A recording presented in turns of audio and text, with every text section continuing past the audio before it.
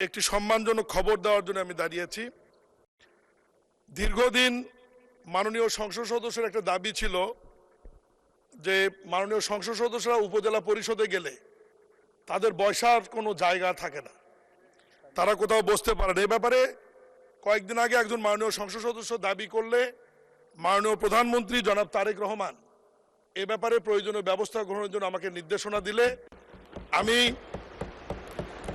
স্থানীয় সরকার পল্লী সমবায় মন্ত্রী শ্রদ্ধেয় মির্জা ফখরুল ইসলাম স্যারের পরামর্শক্রমে প্রত্যেক উপজেলা পরিষদের দোতলায় অ্যাটাচ বাথরুম সহ আসবাবপত্র সহ মাননীয় সংসদ সদস্য মন্ত্রীদের বসবার জন্য একটি রুম প্রস্তুত করে দেওয়ার জন্য আজকেই আমরা জিও ইস্যু করেছি, ইউনোদের নামে আদেশ দিয়েছি এবং অচিরেই নতুন ভবনে এবং পুরাতন ভবনে যেখানে যে অবস্থায় আছে সেখানেই এই কক্ষর নামটি হবে পরিদর্শন কক্ষ।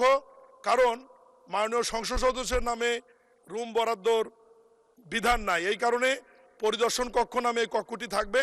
মাননীয় এমপিরা ওখানে বসে তাদের প্রয়োজনীয় কার্যক্রম এবং সাধারণ মানুষের সঙ্গে দেখা সাক্ষাৎ এবং সময় ব্যয় করতে পারবেন।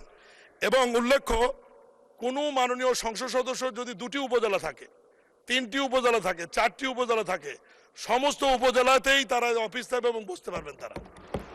আমি এ ব্যাপারে পদক্ষেপ নেওয়ার জন্য মাননীয় প্রধানমন্ত্রী আমাকে নির্দেশনা দেওয়ার জন্য সকল সংসদ সদস্যদের পক্ষ থেকে মাননীয় প্রধানমন্ত্রীকে সবাইকে একটি করতালি দিয়ে অভিনন্দন জানানোর জন্য ধন্যবাদ জানাচ্ছি।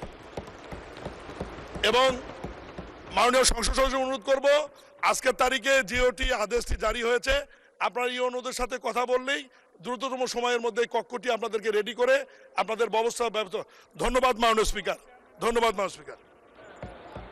ধন্যবাদ। মোহাম্মদ জাহিদুর রহমান, ঠাকুরগাঁও 3।